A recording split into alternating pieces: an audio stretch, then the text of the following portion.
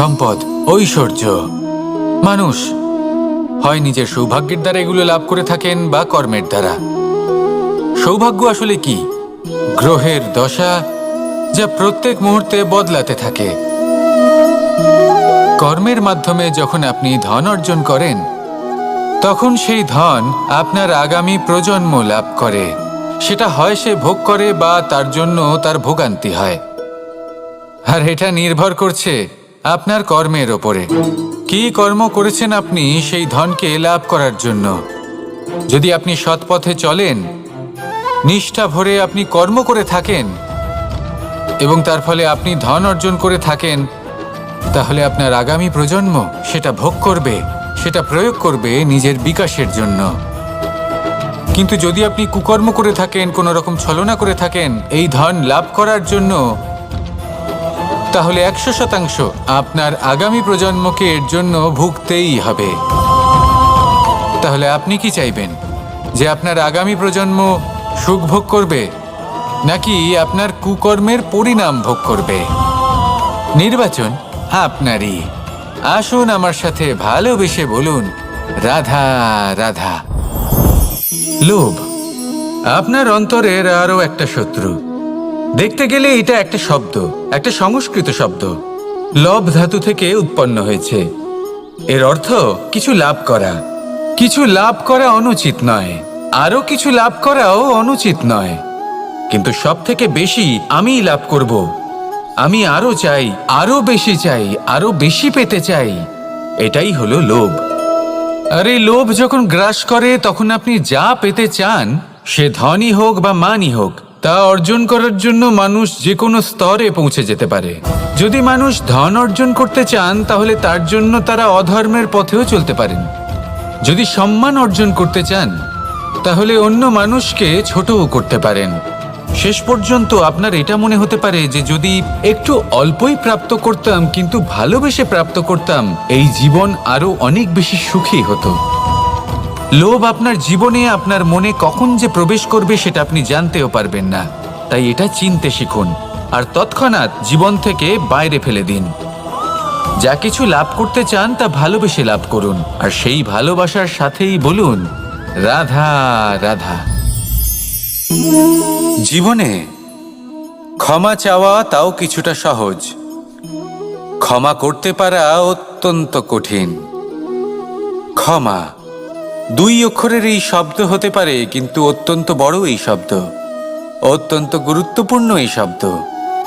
কখনো কখনো অন্য কাউকে ক্ষমা করে দেওয়া তাও কিছুটা সহজ কাজ, কিন্তু নিজেকে ক্ষমা করতে পারা অত্যন্ত কঠিন হয়ে দাঁড়ায়।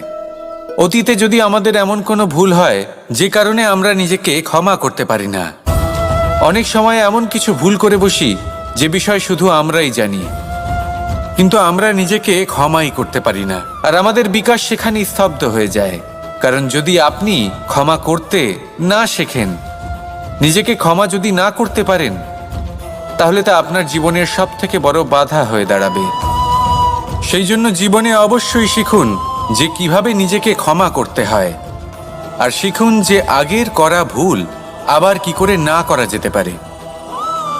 এই মন হালকা হবে আর প্রসন্ন হয়ে বলবে, রাধা রাধা।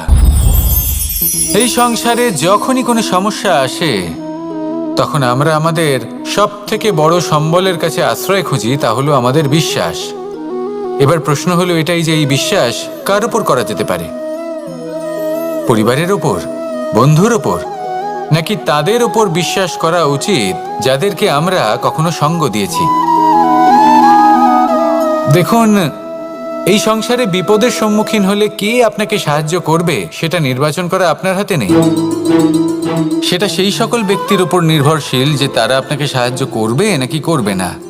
অর্থাৎ যখনই কোনো বিপদ আসে, সর্বপ্রথম তার সম্মুখীন আমাদের নিজেকেই হতে হয়, আর তার জন্য প্রস্তুত থাকা প্রয়োজনীয়। সেই শক্তি, সেই সাহস অর্জন করা প্রয়োজনীয়। দেখুন, যখনই অন্ধকার আসে, তখন সবার আগে কে আপনাকে ত্যাগ করে চলে যায়? আপনার নিজেরই ছায়া। এই অন্ধকারের সম্মুখীন হতে হয় অন্তরের প্রদীপের দ্বারা, অন্তরের আত্মা দ্বারা। তবেই আপনি অন্ধকারের ওপর জয়লাভ করতে পারবেন। সেই জন্য যে বিপদই আসুক না কেন, নিজেকে তার জন্য প্রস্তুত রাখা উচিত। সেই সাহস নিয়ে আসুন। এমন কোনো বিপদ নেই যা আপনাকে ভেঙে দিতে পারে। আসুন আমার সাথে ভালোবেসে বলুন, রাধা রাধা। মানুষ সবসময় চায় যে তার জীবনে যেন কখনো কোনো সমস্যাই না আসে। সে চায় তার জীবন যেন শুধুমাত্র শান্তি এবং সুখের দ্বারা পূর্ণ থাকে। কিন্তু এই চাহিদা অনুচিত কিছু নয়। আমরা সবাই এটাই চাই যে জীবনে সুখ থাক, শান্তি থাক।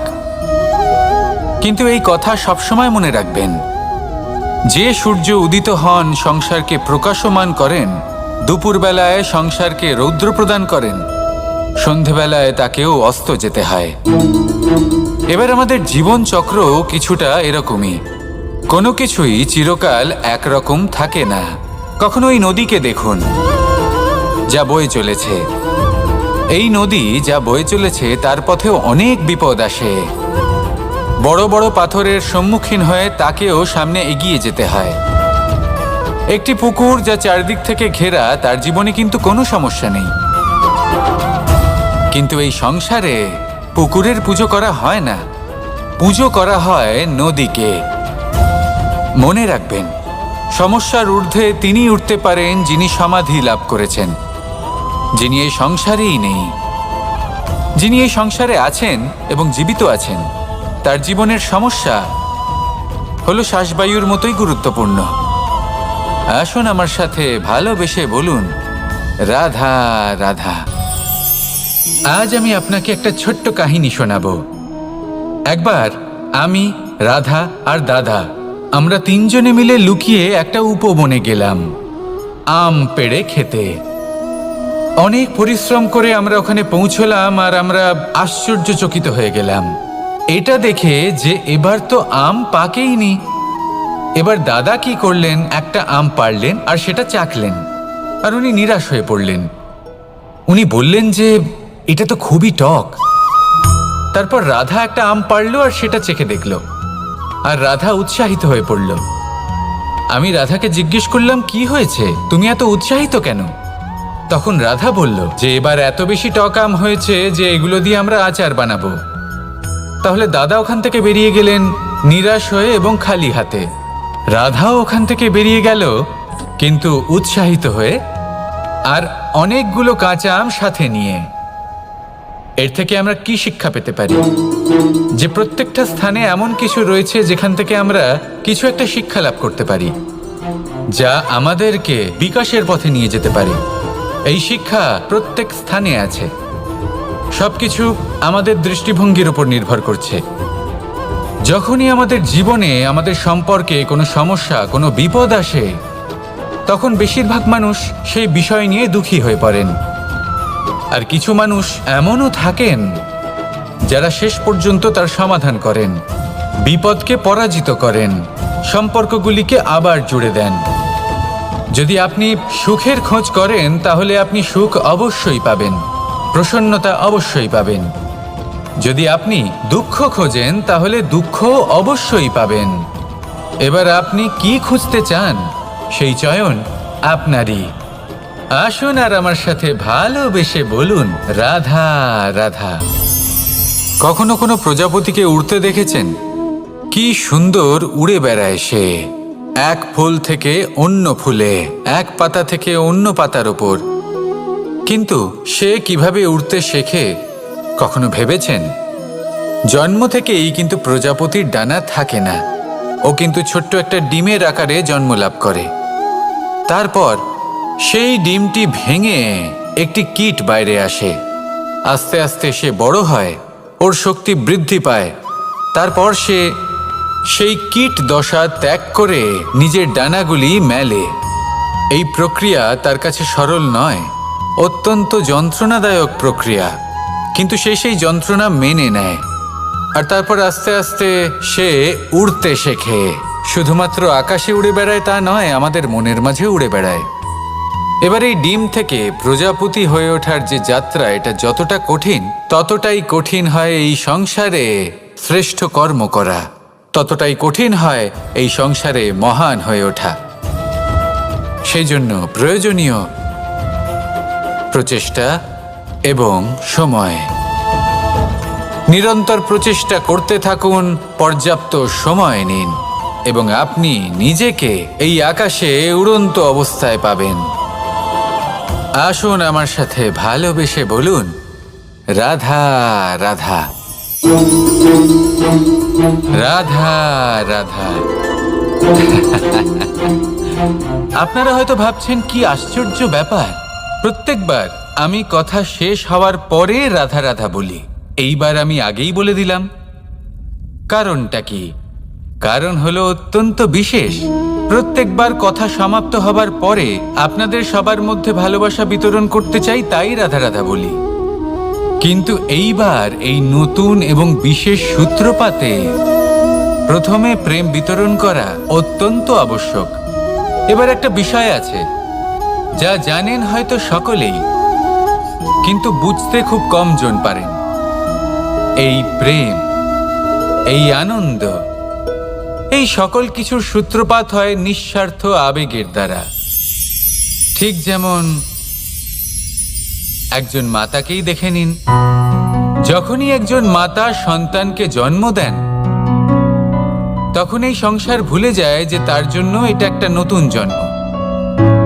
কারণ একজন নারী তখন একজন মাতৃরূপে নতুনভাবে জন্ম নেন। একজন নারী স্ত্রী ও গৃহবধূ রূপে কিছু অধিকার লাভ করে থাকেন, কিন্তু তিনি যখন মা হয়ে যান তখন তিনি শুধুই দান করতে শেখেন। নিজের সন্তানের জন্য কত কিছুই না করেন, তাকে বাৎসল্যের সাগরে ভাসিয়ে নিয়ে যান। এই সংসারে রাজকুমার জন্ম নিতেই পারেন, তাকে রাম এবং লক্ষ্মণ কিন্তু মায়েরাই বানিয়ে তোলেন।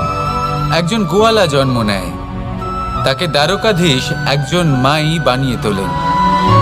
পিতা হলেন সেই পর্বত যার একটা অংশ হলো তার সন্তান, কিন্তু মা হলেন সেই শিল্পী যিনি একটা পাথরকে খোদাই করে এমন এক মূর্তি গড়ে তোলেন যাকে সকলে পূজনীয় মনে করেন।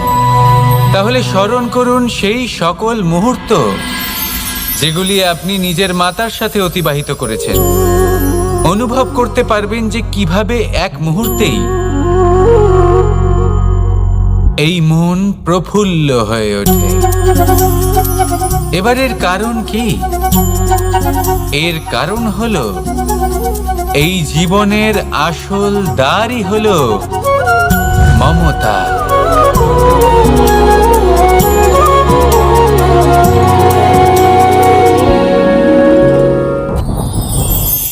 যত শক্তিশালী এই মন, তত শক্তিশালী এই শরীরও।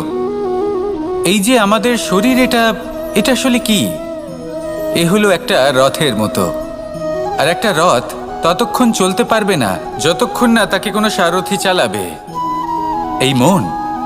এই মন হলো শরীরের সারথি।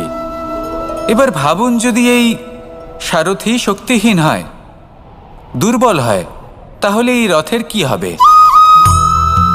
এটা উচিত পথে চলতে পারবে না, উচিত গতিতে চলতে পারবে না, মন মতো স্থানে এটা পৌঁছতেও পারবে না। সেই জন্য মনের শক্তি অত্যন্ত প্রয়োজনীয়। এবার মনের শক্তি আমরা কোথা থেকে লাভ করি? দৃঢ়তার শক্তি থেকে। এবার এই শক্তি আমরা কিভাবে বাড়াতে পারি? আমরা প্রতিদিন কিছু নতুন স্থির করি, কিছু ছোট কিছু বড়। আর যেই আমরা নতুন কিছু পূর্ণ করি, আমাদের মনের শক্তি বেড়ে যায়। আর যদি পূর্ণ না করতে পারি, মনের শক্তি কমে যায়। একটা দেওয়ালের মতো ছোট ছোট ছোট ছোট শিলা আমরা একটার পর একটা স্থাপন করে একটা দেওয়াল তৈরি করি। এতগুলো পাথর যখন একত্রিত হয়ে যায়, তখন এমন এক দেওয়াল তৈরি হয় যাকে ভাঙা প্রায় অসম্ভব হয়ে দাঁড়ায়। সেরকমই হয় মন এবং দৃঢ়তা। ছোট ছোট কাজ করে নিজের লক্ষ্য পূর্ণ করুন। এই লক্ষ্য যদি পূর্ণ হয়, তবে মনের শক্তি বাড়বে। কিছুটা এইভাবে যে যত বড়ই বিপদ আসুক না কেন, সেই বিপদ নিজে হার মেনে নেবে, কিন্তু আপনার মন ততটাই শক্তিশালী থাকবে। তাই মনের শক্তি বাড়াতে থাকুন, যাতে আপনি উচিত পথে চলতে পারেন, উচিত গতিতে চলেন আর মনোবাঞ্ছিত স্থানে পৌঁছতে পারেন। তবেই এই মন প্রসন্ন হয়ে বলবে, রাধা রাধা। আমি রাধাকে ভালোবাসি। আর এই কথাটা সমগ্র সংসার জানে।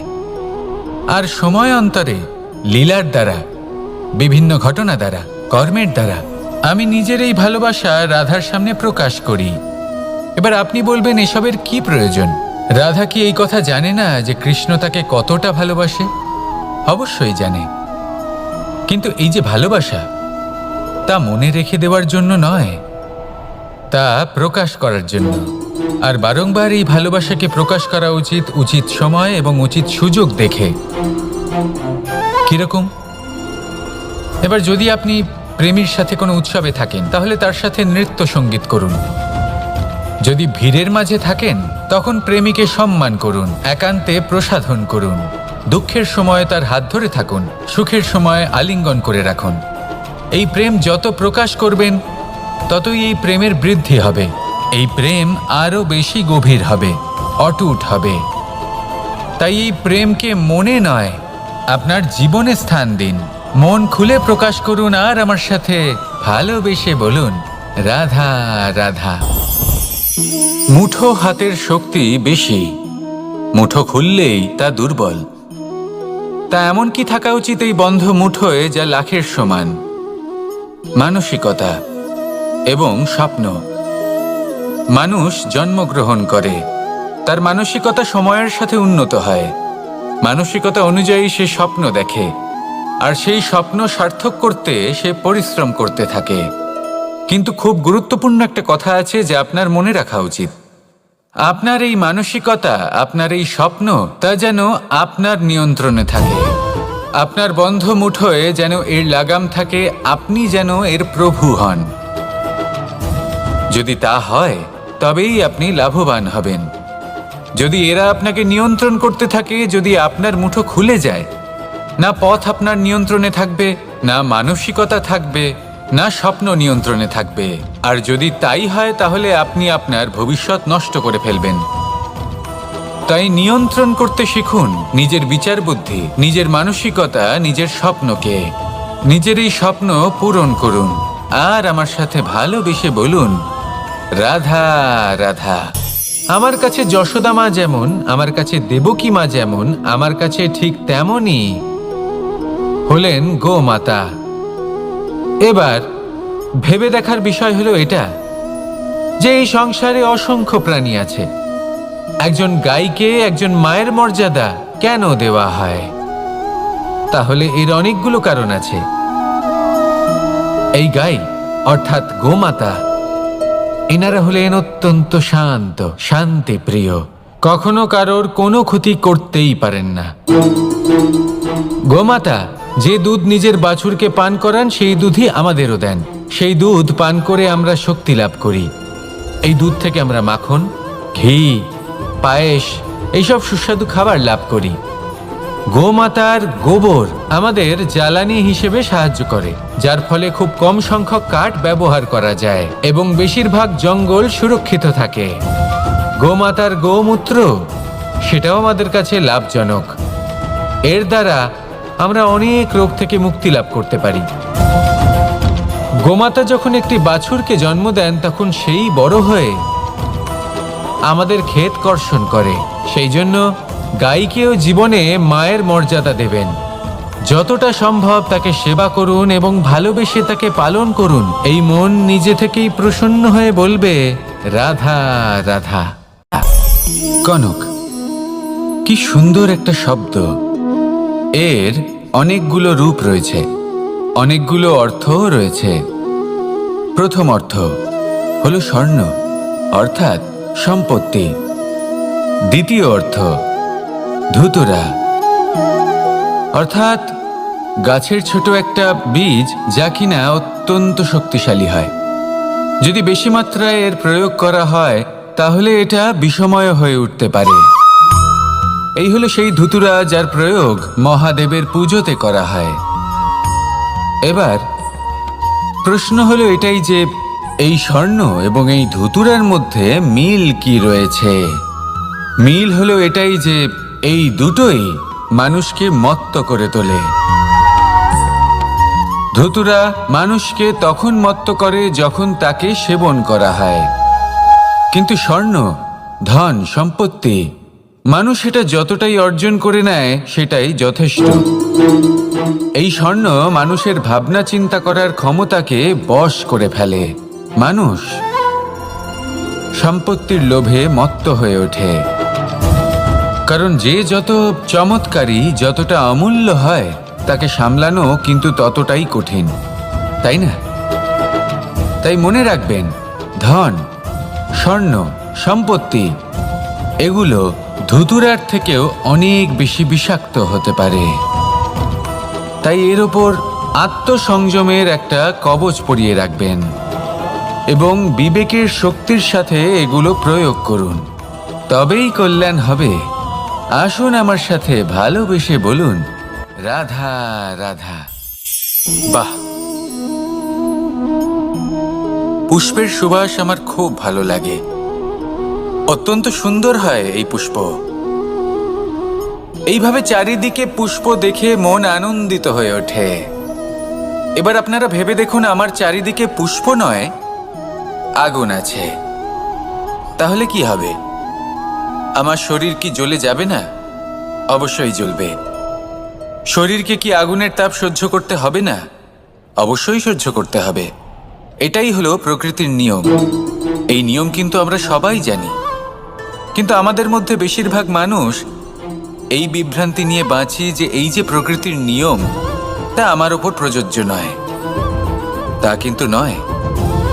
আমাদের চতুর্দিকে এই যে নিসর্গ রয়েছে, আমরা তার কতটা ক্ষতি করি সেটা একবার ভেবে দেখুন। আমরা বনাঞ্চল জ্বালিয়ে দিই, বায়ু দূষিত করি, জল দূষিত করি, প্রাণীদের হত্যা আমরা করি। কেন? এই নিসর্গ আমরা নষ্ট করি, যদিও আমরা জানি যে আমরাও হলাম এই নিসর্গেরই অংশ। এবার দেখুন, শরীরের কোনো অংশে যদি আগুন ধরান, আস্তে আস্তে সমস্ত শরীরও জ্বলে যাবে। সেইভাবেই নিসর্গ যদি নষ্ট হয়ে যায়, তাহলে মনুষ্য জাতিও নষ্ট হয়ে যাবে। তাই এই যে নিসর্গ আপনি দেখছেন, এই পুষ্প, এই বৃক্ষ, বায়ু, জল, এদের সকলকে রক্ষা করুন, নষ্ট নয়। মনে রাখবেন, যদি নিসর্গ থাকে মানুষ থাকবে, যদি নিসর্গ থাকে তাহলেই জীবন থাকবে। আসুন আমার সাথে ভালোবেসে বল, রাধা রাধা। ধন, সম্পদ, ঐশ্বর্য, মানুষ হয় নিজের সৌভাগ্যের দ্বারা এগুলো লাভ করে থাকেন বা কর্মের দ্বারা। সৌভাগ্য আসলে কি? গ্রহের দশা, যা প্রত্যেক মুহূর্তে বদলাতে থাকে। কর্মের মাধ্যমে যখন আপনি ধন অর্জন করেন, তখন সেই ধন আপনার আগামী প্রজন্ম লাভ করে। সেটা হয় সে ভোগ করে বা তার জন্য তার ভোগান্তি হয়। আর এটা নির্ভর করছে আপনার কর্মের ওপরে। কি কর্ম করেছেন আপনি সেই ধনকে লাভ করার জন্য? যদি আপনি সৎ পথে চলেন, নিষ্ঠা ভরে আপনি কর্ম করে থাকেন এবং তার ফলে আপনি ধন অর্জন করে থাকেন, তাহলে আপনার আগামী প্রজন্ম সেটা ভোগ করবে, সেটা প্রয়োগ করবে নিজের বিকাশের জন্য। কিন্তু যদি আপনি কুকর্ম করে থাকেন, কোনো রকম ছলনা করে থাকেন এই ধন লাভ করার জন্য, তাহলে 100% আপনার আগামী প্রজন্মকে এর জন্য ভুগতেই হবে। তাহলে আপনি কি চাইবেন? যে আপনার আগামী প্রজন্ম সুখ ভোগ করবে, নাকি আপনার কুকর্মের পরিণাম ভোগ করবে? নির্বাচন আপনারই। আসুন আমার সাথে ভালোবেসে বলুন, রাধা রাধা। লোভ আপনার অন্তরের আরও একটা শত্রু। দেখতে গেলে এটা একটা শব্দ, একটা সংস্কৃত শব্দ, লব ধাতু থেকে উৎপন্ন হয়েছে। এর অর্থ কিছু লাভ করা। কিছু লাভ করা অনুচিত নয়, আরো কিছু লাভ করাও অনুচিত নয়, কিন্তু সব থেকে বেশি আমিই লাভ করব, আমি আরো চাই, আরো বেশি চাই, আরো বেশি পেতে চাই, এটাই হলো লোভ।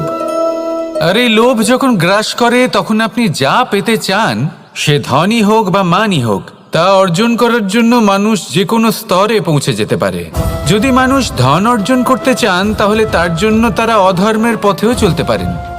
যদি সম্মান অর্জন করতে চান, তাহলে অন্য মানুষকে ছোটও করতে পারেন। শেষ পর্যন্ত আপনার এটা মনে হতে পারে যে যদি একটু অল্পই প্রাপ্ত করতাম, কিন্তু ভালোবেসে প্রাপ্ত করতাম, এই জীবন আরো অনেক বেশি সুখী হতো। লোভ আপনার জীবনে, আপনার মনে কখন যে প্রবেশ করবে সেটা আপনি জানতেও পারবেন না। তাই এটা চিনতে শিখুন আর তৎক্ষণাৎ জীবন থেকে বাইরে ফেলে দিন। যা কিছু লাভ করতে চান তা ভালোবেসে লাভ করুন, আর সেই ভালোবাসার সাথেই বলুন রাধা রাধা। জীবনে ক্ষমা চাওয়া তাও কিছুটা সহজ, ক্ষমা করতে পারা অত্যন্ত কঠিন। ক্ষমা 2 অক্ষরের এই শব্দ হতে পারে, কিন্তু অত্যন্ত বড় এই শব্দ, অত্যন্ত গুরুত্বপূর্ণ এই শব্দ। কখনো কখনো অন্য কাউকে ক্ষমা করে দেওয়া তাও কিছুটা সহজ কাজ, কিন্তু নিজেকে ক্ষমা করতে পারা অত্যন্ত কঠিন হয়ে দাঁড়ায়। অতীতে যদি আমাদের এমন কোনো ভুল হয় যে কারণে আমরা নিজেকে ক্ষমা করতে পারি না, অনেক সময় এমন কিছু ভুল করে বসি যে বিষয় শুধু আমরাই জানি, কিন্তু আমরা নিজেকে ক্ষমাই করতে পারি না, আর আমাদের বিকাশ সেখানেই স্তব্ধ হয়ে যায়। কারণ যদি আপনি ক্ষমা করতে না শেখেন, নিজেকে ক্ষমা যদি না করতে পারেন, তাহলে তা আপনার জীবনের সবথেকে বড় বাধা হয়ে দাঁড়াবে। সেই জন্য জীবনে অবশ্যই শিখুন যে কিভাবে নিজেকে ক্ষমা করতে হয়, আর শিখুন যে আগের করা ভুল আবার কি করে না করা যেতে পারে। এই মন হালকা হবে আর প্রসন্ন হয়ে বলবে রাধা রাধা। এই সংসারে যখনই কোনো সমস্যা আসে, তখন আমরা আমাদের সব থেকে বড় সম্বলের কাছে আশ্রয় খুঁজি, তা হলো আমাদের বিশ্বাস। এবার প্রশ্ন হলো এটাই যে এই বিশ্বাস কার উপর করা যেতে পারে? পরিবারের ওপর, বন্ধুর ওপর, নাকি তাদের ওপর বিশ্বাস করা উচিত যাদেরকে আমরা কখনো সঙ্গ দিয়েছি? দেখুন, এই সংসারে বিপদের সম্মুখীন হলে কে আপনাকে সাহায্য করবে সেটা নির্বাচন করা আপনার হাতে নেই। সেটা সেই সকল ব্যক্তির উপর নির্ভরশীল যে তারা আপনাকে সাহায্য করবে নাকি করবে না। অর্থাৎ যখনই কোনো বিপদ আসে, সর্বপ্রথম তার সম্মুখীন আমাদের নিজেকেই হতে হয়, আর তার জন্য প্রস্তুত থাকা প্রয়োজনীয়। সেই শক্তি, সেই সাহস অর্জন করা প্রয়োজনীয়। দেখুন, যখনই অন্ধকার আসে তখন সবার আগে কে আপনাকে ত্যাগ করে চলে যায়? আপনার নিজেরই ছায়া। এই অন্ধকারের সম্মুখীন হতে হয় অন্তরের প্রদীপের দ্বারা, অন্তরের আত্মা দ্বারা। তবেই আপনি অন্ধকারের ওপর জয়লাভ করতে পারবেন। সেই জন্য যে বিপদই আসুক না কেন, নিজেকে তার জন্য প্রস্তুত রাখা উচিত। সেই সাহস নিয়ে আসুন। এমন কোনো বিপদ নেই যে আপনাকে ভেঙে দিতে পারে। আসুন আমার সাথে ভালোবেসে বলুন রাধা রাধা। মানুষ সবসময় চায় যে তার জীবনে যেন কখনো কোনো সমস্যাই না আসে। সে চায় তার জীবন যেন শুধুমাত্র শান্তি এবং সুখের দ্বারা পূর্ণ থাকে। কিন্তু এই চাহিদা অনুচিত কিছু নয়। আমরা সবাই এটাই চাই যে জীবনে সুখ থাক, শান্তি থাক। কিন্তু এই কথা সবসময় মনে রাখবেন, যে সূর্য উদিত হন সংসারকে প্রকাশমান করেন, দুপুরবেলায় সংসারকে রৌদ্র প্রদান করেন, সন্ধেবেলায় তাকেও অস্ত যেতে হয়। এবার আমাদের জীবন চক্র কিছুটা এরকমই। কোনো কিছুই চিরকাল একরকম থাকে না। কখনো এই নদীকে দেখুন যা বয়ে চলেছে। এই নদী যা বয়ে চলেছে তার পথেও অনেক বিপদ আসে। বড় বড় পাথরের সম্মুখীন হয়ে তাকেও সামনে এগিয়ে যেতে হয়। একটি পুকুর যা চারদিক থেকে ঘেরা, তার জীবনে কিন্তু কোনো সমস্যা নেই। কিন্তু এই সংসারে পুকুরের পুজো করা হয় না, পুজো করা হয় নদীকে। মনে রাখবেন, সমস্যার ঊর্ধ্বে তিনি উঠতে পারেন যিনি সমাধি লাভ করেছেন, যিনি এই সংসারেই নেই। যিনি এই সংসারে আছেন এবং জীবিত আছেন, তার জীবনের সমস্যা হলো শ্বাসবায়ুর মতোই গুরুত্বপূর্ণ। আসুন আমার সাথে ভালোবেসে বলুন রাধা রাধা। আজ আমি আপনাকে একটা ছোট্ট কাহিনী শোনাবো। একবার আমি, রাধা আর দাদা, আমরা তিনজনে মিলে লুকিয়ে একটা উপবনে গেলাম আম পেড়ে খেতে। অনেক পরিশ্রম করে আমরা ওখানে পৌঁছলাম, আর আমরা আশ্চর্যচকিত হয়ে গেলাম এটা দেখে যে এবার তো আম পাকেইনি। এবার দাদা কি করলেন, একটা আম পাড়লেন আর সেটা চাখলেন। আর উনি নিরাশ হয়ে পড়লেন। উনি বললেন যে এটা তো খুবই টক। তারপর রাধা একটা আম পাড়ল আর সেটা চেখে দেখল, আর রাধা উৎসাহিত হয়ে পড়ল। আমি রাধাকে জিজ্ঞেস করলাম, কি হয়েছে, তুমি এত উৎসাহিত কেন? তখন রাধা বলল যে এবার এত বেশি টক আম হয়েছে যে এগুলো দিয়ে আমরা আচার বানাবো। তাহলে দাদা ওখান থেকে বেরিয়ে গেলেন নিরাশ হয়ে এবং খালি হাতে। রাধাও ওখান থেকে বেরিয়ে গেল কিন্তু উৎসাহিত হয়ে, আর অনেকগুলো কাঁচা আম সাথে নিয়ে। এর থেকে আমরা কি শিক্ষা পেতে পারি? যে প্রত্যেকটা স্থানে এমন কিছু রয়েছে যেখান থেকে আমরা কিছু একটা শিক্ষা লাভ করতে পারি, যা আমাদেরকে বিকাশের পথে নিয়ে যেতে পারে। এই শিক্ষা প্রত্যেক স্থানে আছে। সবকিছু আমাদের দৃষ্টিভঙ্গির উপর নির্ভর করছে। যখনই আমাদের জীবনে, আমাদের সম্পর্কে কোনো সমস্যা, কোনো বিপদ আসে, তখন বেশিরভাগ মানুষ সেই বিষয় নিয়ে দুঃখী হয়ে পড়েন। আর কিছু মানুষ এমনও থাকেন যারা শেষ পর্যন্ত তার সমাধান করেন, বিপদকে পরাজিত করেন, সম্পর্কগুলিকে আবার জুড়ে দেন। যদি আপনি সুখের খোঁজ করেন তাহলে আপনি সুখ অবশ্যই পাবেন, প্রসন্নতা অবশ্যই পাবেন।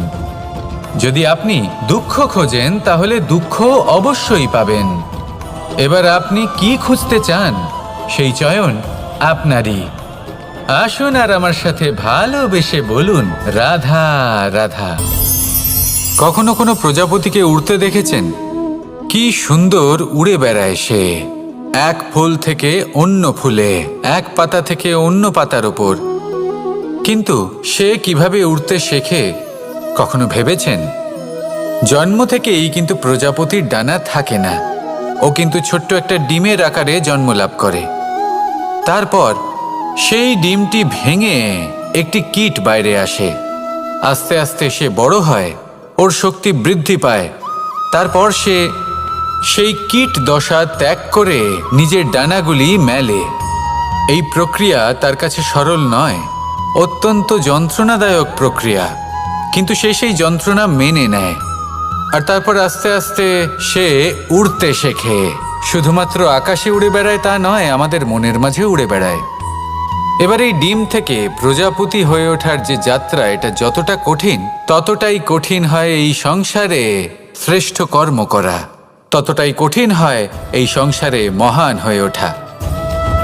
সেই জন্য প্রয়োজনীয় প্রচেষ্টা এবং সময়। নিরন্তর প্রচেষ্টা করতে থাকুন, পর্যাপ্ত সময় নিন, এবং আপনি নিজেকে এই আকাশে উড়ন্ত অবস্থায় পাবেন। আসুন আমার সাথে ভালোবেসে বলুন, রাধা রাধা রাধা রাধা। আপনারা হয়তো ভাবছেন কি আশ্চর্য ব্যাপার, প্রত্যেকবার আমি কথা শেষ হওয়ার পরে রাধা রাধা বলি। এইবার আমি আগেই বলে দিলাম। কারণটা কি? কারণ হলো অত্যন্ত বিশেষ। প্রত্যেকবার কথা সমাপ্ত হবার পরে আপনাদের সবার মধ্যে ভালোবাসা বিতরণ করতে চাই, তাই রাধা রাধা বলি। কিন্তু এইবার এই নতুন এবং বিশেষ সূত্রপাতে প্রথমে প্রেম বিতরণ করা অত্যন্ত আবশ্যক। এবার একটা বিষয় আছে যা জানেন হয়তো সকলেই, কিন্তু বুঝতে খুব কম জন পারেন। এই প্রেম, এই আনন্দ, এই সকল কিছুর সূত্রপাত হয় নিঃস্বার্থ আবেগের দ্বারা। ঠিক যেমন একজন মাতাকেই দেখে নিন। যখনই একজন মাতা সন্তানকে জন্ম দেন, তখন এই সংসার ভুলে যায় যে তার জন্য এটা একটা নতুন জন্ম। কারণ একজন নারী তখন একজন মাতৃরূপে নতুনভাবে জন্ম নেন। একজন নারী স্ত্রী ও গৃহবধূ রূপে কিছু অধিকার লাভ করে থাকেন, কিন্তু তিনি যখন মা হয়ে যান তখন তিনি শুধুই দান করতে শেখেন। নিজের সন্তানের জন্য কত কিছুই না করেন, তাকে বাৎসল্যের সাগরে ভাসিয়ে নিয়ে যান। এই সংসারে রাজকুমার জন্ম নিতেই পারেন, তাকে রাম এবং লক্ষ্মণ কিন্তু মায়েরাই বানিয়ে তোলেন। একজন গোয়ালা জন্ম নেয়, তাকে দ্বারকাধীশ একজন মাই বানিয়ে তোলেন। পিতা হলেন সেই পর্বত যার একটা অংশ হলো তার সন্তান, কিন্তু মা হলেন সেই শিল্পী যিনি একটা পাথরকে খোদাই করে এমন এক মূর্তি গড়ে তোলেন যাকে সকলে পূজনীয় মনে করেন। তাহলে স্মরণ করুন সেই সকল মুহূর্ত যেগুলি আপনি নিজের মাতার সাথে অতিবাহিত করেছেন। অনুভব করতে পারবেন যে কিভাবে এক মুহূর্তেই এই মন প্রফুল্ল হয়ে ওঠে। এবারের কারণ কি? এর কারণ হলো এই জীবনের আসল দ্বারই হলো মমতা।